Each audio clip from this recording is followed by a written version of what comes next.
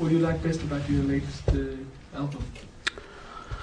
I think the sounds, the production, there's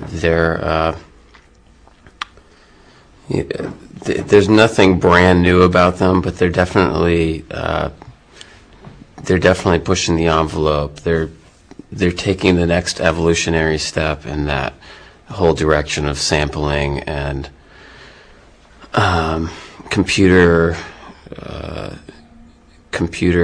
it's not computer generated, but computer music that incorporates computers, taking it to the next step and combining some of the techniques from the 70s and the 80s and taking the best of all those techniques. So I think and the songwriting is more playful and fun. It's not as serious. So for me, it's more an interesting record from the standpoint of how it was put together and the sounds. What have you taken from the 70s?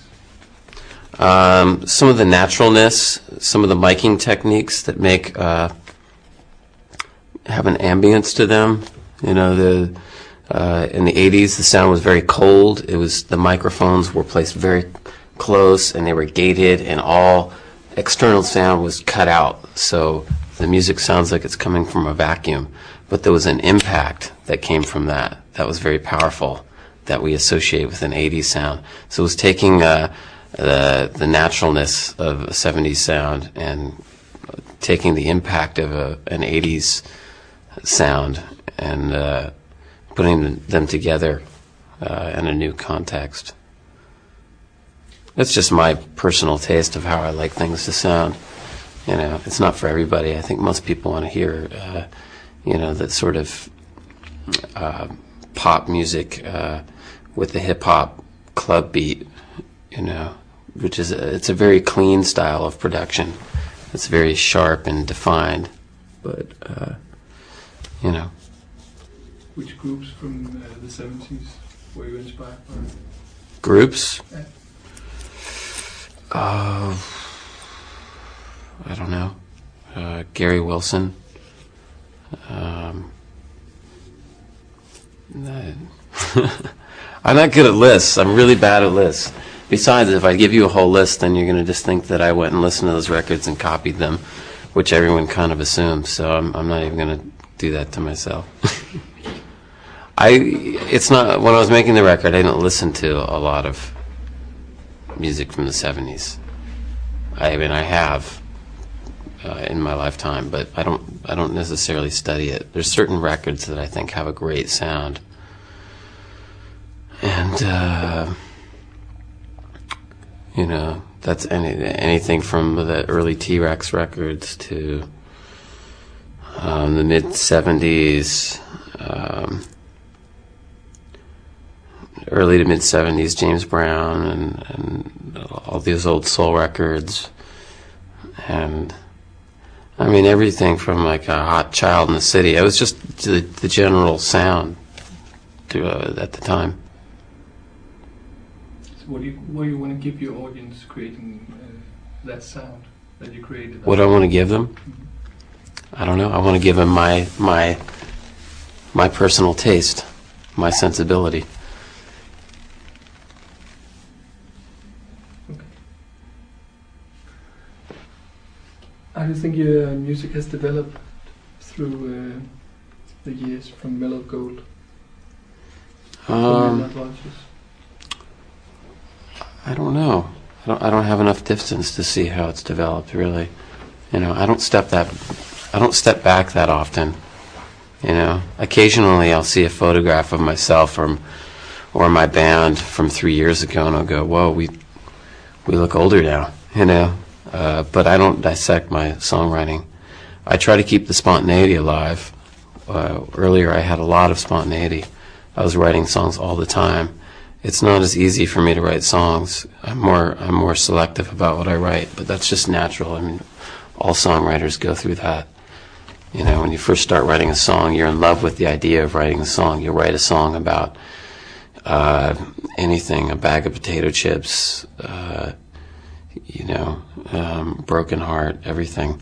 now maybe I think a little bit more about what I want to do and what I want to say. And so hopefully it's evolving to a good place. That's the scary thing when you start out. Where are you going to end up at the end of the line?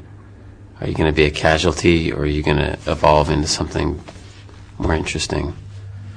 Where did you hope to evolve to when you started?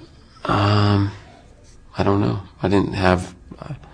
I'm not a person who has a lot of aspirations. I don't have a lot of big plans. I go day to day. I grew up living week to week, so I don't come from a background of this long-term stability.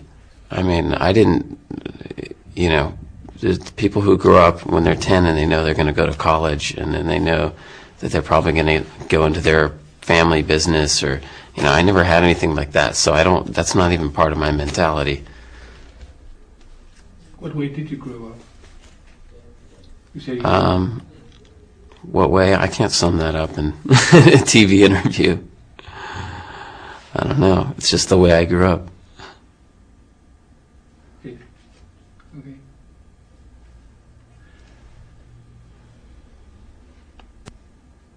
A lot of interviews I've read, you've been characterized as the coolest person on earth.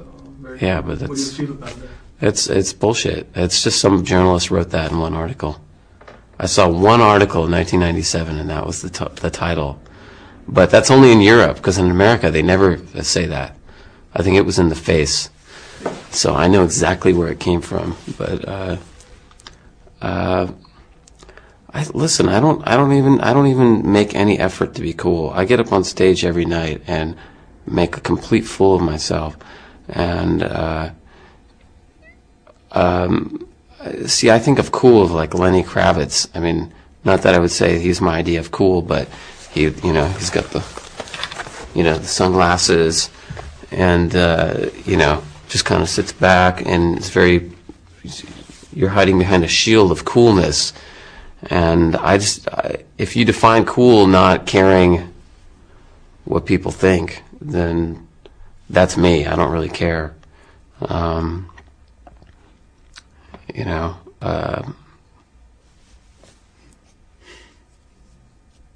So what is cool to you? What's cool? What's cool? I don't know. I don't think in terms of cool. I think of what tastes good. I think in terms of was that an interesting conversation? This carpet is definitely not cool. I don't know. I'd have to see something cool, and I would know.